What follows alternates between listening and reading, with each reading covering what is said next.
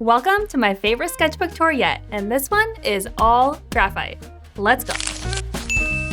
Now hopefully this is a character you recognize. This is Sailor Moon drawn for a Draw This in Your Own Style challenge, and here is what the finished watercolor piece looks like. But I'll be honest, I actually like the attitude and the pose a little bit better in the sketch. This next page is some trees practice, just kind of different styles of drawing trees.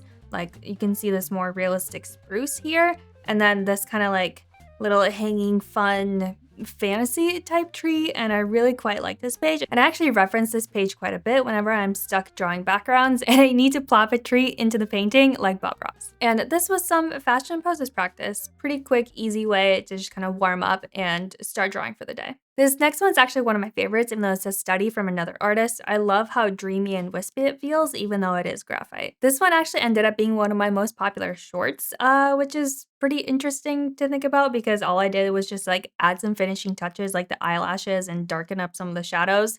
But hey, sometimes people love simplicity. Actually, the whole idea for this page was that the girl's hair is supposed to look like water and waves coming from the ocean with this kind of like flower coral type thing at the side of her head. And this boy elf type creature is supposed to represent the earth, the leaves, and the ground. So I'm still trying to workshop how I want to put that all together, but this is just a little sketch and iteration of that. This was one of my first pages without reference. It's all right. It's supposed to have the side of her head be shaved, but I feel like that's kind of hard to represent in graphite. I think I did okay. But then with like half of it like falling over the other side kind of looks a little funky.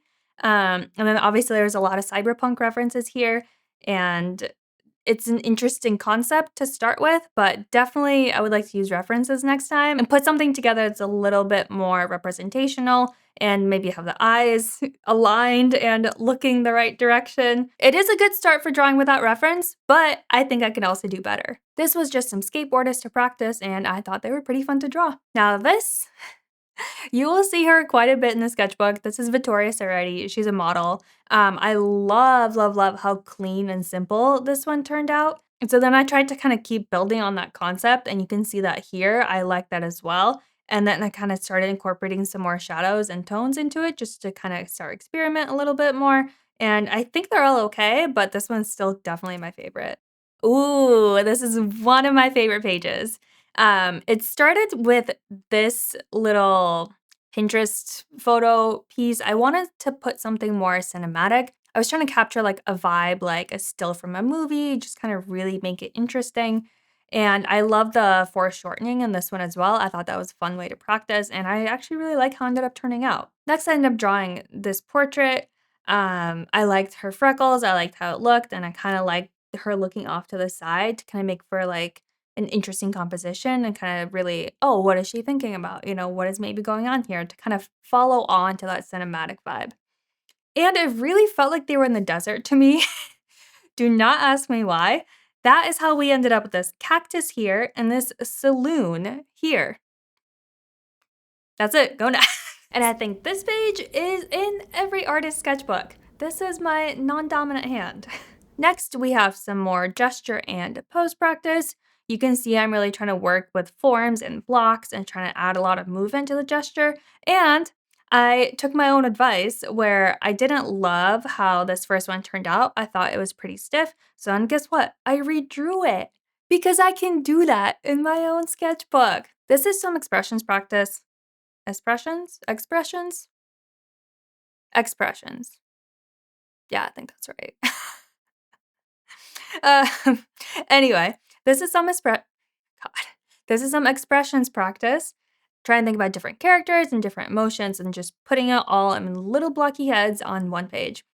Ooh, these are all little thumbnails for my ideas for full watercolor pieces.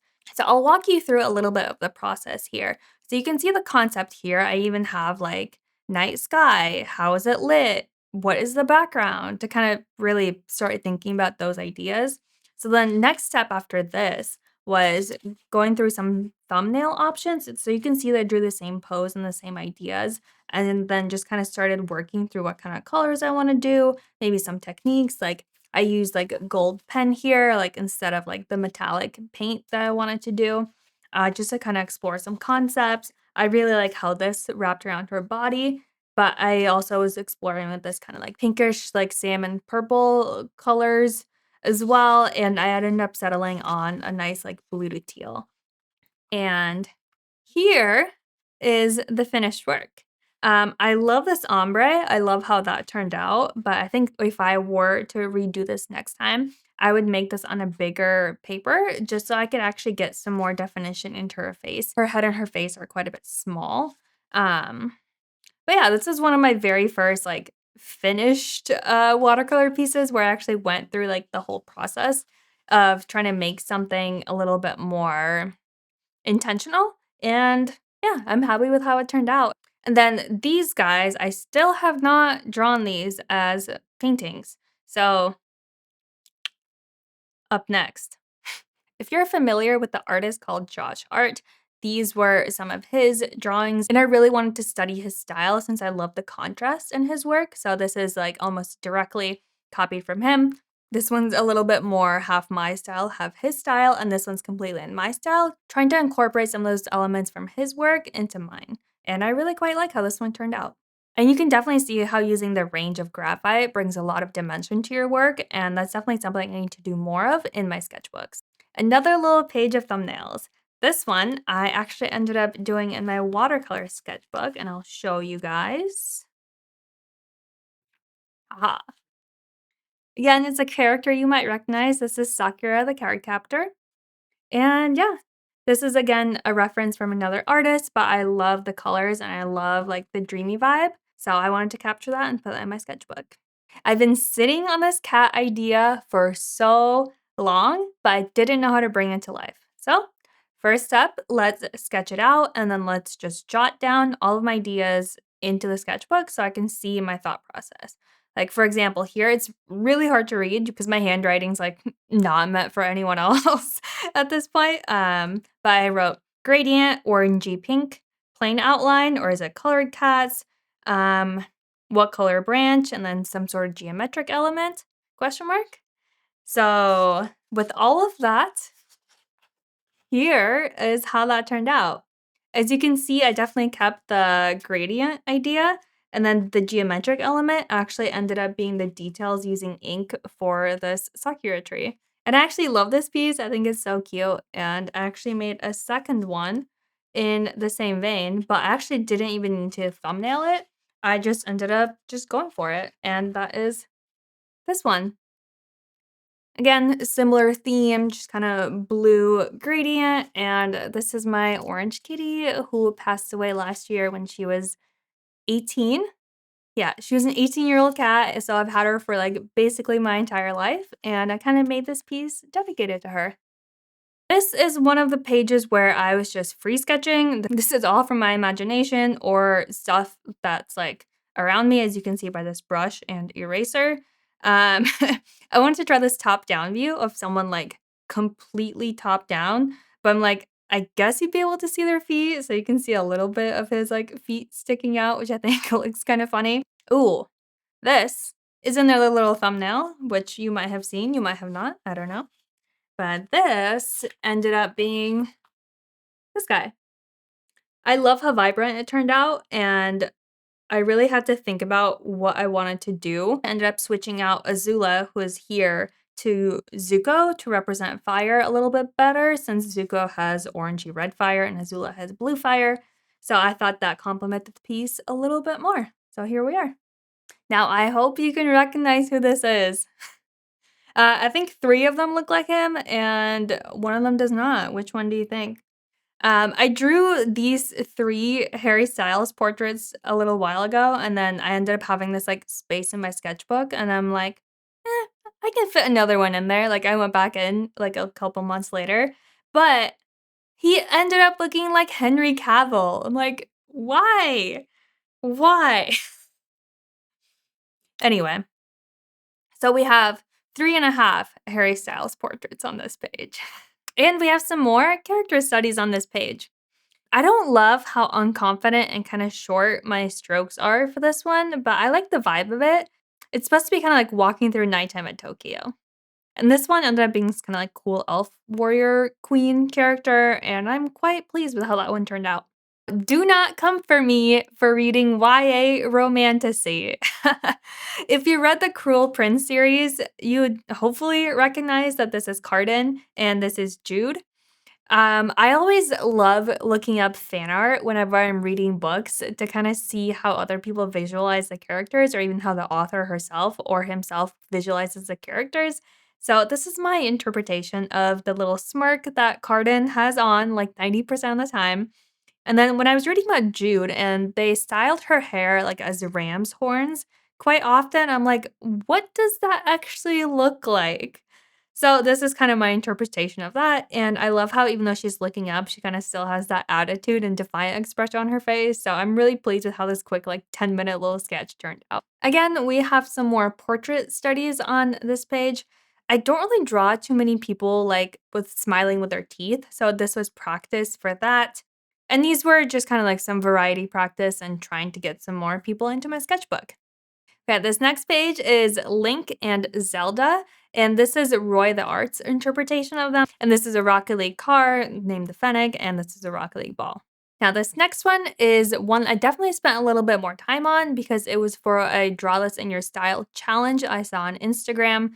I really like how she turned out. I'll pop up the reference photo here, but I ended up cropping my photo like to here because I didn't love how her hand turned out. I definitely did not spend enough time like making sure everything looked proportionally correct. So I just cropped it out in my final image and I'm happy with how it turned out. So pretend that it's just like this. I made this page right after I got back from the New York Botanical Garden with my mom. And I love this magnolia flower. I think they're so beautiful. I used to have one in front of my house as a kid. And these are some orchids as well. I think botanicals and flowers are really fun to paint and draw because it feels like there's not really like a wrong way to draw. As long as you're conveying the general shape of the flower, like you can't really go wrong, which is why I think a lot of people are attracted to painting them as well because it's so easy to just kind of freestyle as you go. And I enjoy definitely drawing these as well. And this was another page of gestures, trying to get some more movement and variety into my sketchbook. Some more fun poses. Again, some more Pinterest clothing poses. I feel like you can see the progression as I'm drawing for the day. Like this first one's pretty stiff, and then I start kind of, oh wait, I remember how to hold a pencil. Uh, so the second one is a little bit more loose, a little bit more fun, and then this third one you can really tell like the slouchiness of the vibe and just kind of a little bit easier as I'm warming up for the day. This next page is the only one that is still unfinished. These are some thumbnails for the concept of a plan that I'm working on. This one's gonna be water, and this one's gonna be symbolizing air. And I'm looking for fire and earth, and I am not coming up with too many ideas. So if you have ideas, drop them in the comments. Now, you guys might recognize this page, but is one of my favorites in my entire sketchbook. This is my anime characters on the left, and then my TV show characters on the right. Obviously, we have Ash and Sakura, and then Mel and Galadriel from their respective TV shows. Then I just kind of filled in with some trinkets from the various shows. I actually really like how this Pokeball ended up turning out because I actually ended up putting it a little bit more time in on the shading. So it actually looks like a sphere, and I'm happy with that. Oh, same for this ring too. I like that one. Can you tell I need a vacation? No, this page is sketching some landscapes because I realized with that while I paint landscapes often with my watercolors, I very rarely draw them with graphite. So this was my little hope to remedy that. Little postcards from various beachy water locations. If you've ever looked up drawing on Pinterest, you have probably seen these but not from me. These are from an artist named Anais Gonzalez. But I wanted to make a study of her work and how she likes to light and add the contour and hatching lines to her characters. So I just kind of added them to my sketchbook as well for study and practice. Again, some more thumbnails that have not seen the light of day. Still have some notes here, but we'll see. We'll see if these will come to light. Oh, look, this one is upside down. No, look, okay, so here's my normal pages, right? And then just upside down. Wait. I think I know what happened here. So for these more finished pieces, I like to flip forward in my sketchbook so that I have like 3 or 4 blank pages on either side of it in case I would want to rip it out at some point. Never happened before, so I don't know why I do it. But I think that's what happened here. So I flipped forward and then ended up just like turning my sketchbook and just drawing him upside down. So that's the story behind that one. But I really like how he turned out. This is another draw this in your style from an artist I saw on Instagram. All right, let's 180 degrees orient ourselves. We're back. Portrait practice, I believe this one's from Human Peach, and then this is just my own little drawing from imagination, which I love seeing more and more of in my own sketchbook. I was trying to work on some tougher angles in my portraiture. This one's definitely my favorite. This one I had a really tough time with, and that's definitely something I need to work much more on. Like when people are like shot from like, like an upward angle and the chin area is like a lot more exposed. The eye and the nose proportions are completely different because it feels so wrong to like exaggerate how it actually looks in the photo. Next page is 6 more little thumbnails for paintings. 3 of these bottom ones are more fun, abstracty type work, which I don't do enough of. So that's definitely something, again, I want to do a little bit more of. I have these little thumbnails. I just need to come back to them and make the finished pieces. Oh, I don't know where this one is. Oh, wait. I know exactly where this one is. I'll be right back.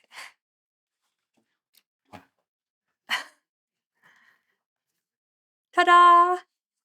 I'm like, where is this painting? Oh, wait, it's hanging on my wall. So yes, as you can see, I had a pretty clear concept in mind and I executed it. Here's my little practice for how I wanted the ink clouds to look. Then down here, we have some more thumbnails of a Ukrainian woman portrait I'm working on. That's something I actually have like a work in progress of. So fingers crossed, it turns out how my vision sees it.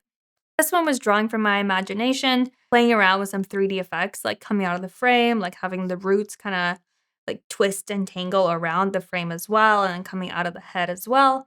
So again, just kind of some random thoughts on the paper. Ooh, one of my favorite pages. What do you think I was inspired by here? Any guesses? Now, as you can probably, hopefully, tell, I was looking at some ancient Greek and Roman pieces. Like this is from a sculpture and this is from a painting. And I love the flowiness of this one. And I love how she's like holding the book. And then this sculpture actually ended up looking really cool and much better than I was hoping for. This is my first time drawing birds, and I'm really happy with how they turned out. They kind of really add to the ambience of the piece as well. The scepter, I will admit, the scepter was a little bit random, but I thought it fit. It kind of, nice royal, like airy theme. So, yeah, I actually really like this page and like how everything's composed. This next one is another one of my favorite. I saw this reference online, but he didn't have a face. It was just kind of like a washed out, blurred graphite piece. And I thought he should have a face. So I added that. And like, I really actually like the wing motifs as well as the draped clothing. I didn't finish his foot, but shh, we won't tell anyone. And for the last page of the sketchbook, you can tell it's the last page because I was testing out my pens on it. Should have done it like elsewhere, but it's fine. This was before I heard the devastating news that Wheel of Time is not being renewed and it was ended up being canceled. Moment of silence, please. Anyway, so The Wheel of Time is one of my favorite book series, and I loved the costuming in the show. This is Elida, and just has such extravagant wear that it's so much fun to watch on screen. If you can imagine, this is red velvety like type along with bright gold. It's so beautiful to watch on screen. This is Moraine, one of the main characters. And this is her in the desert. A lot of people were hating on this choice of hat, but straw hats have been around forever. But I really like how this turned out. I really like this piece. And then this is Nynaeve. And one of the alternate reality dimensions, she ended up turning to the dark side. And this was her little outfit in the dark side. And I'm like, oh my God, that is so cool. So I wanted to draw it ever since I saw it. And then on this page, We have Lanfear, one of the main baddies, who is walking through the town square and, like, blowing shit up, and we love it. And then this is probably one of my favorite all-time characters in fantasy is Randall Thor. This is one of his ancestral lives as 3,000 years ago in the Age of Legends, and I just again, loved his costume, loved his outfit, and so I just wanted to put him in my sketchbook as well. And that, I think, is a fitting conclusion to this all graphite sketchbook tour. Thank you so much for joining me, and I will hopefully see you next time.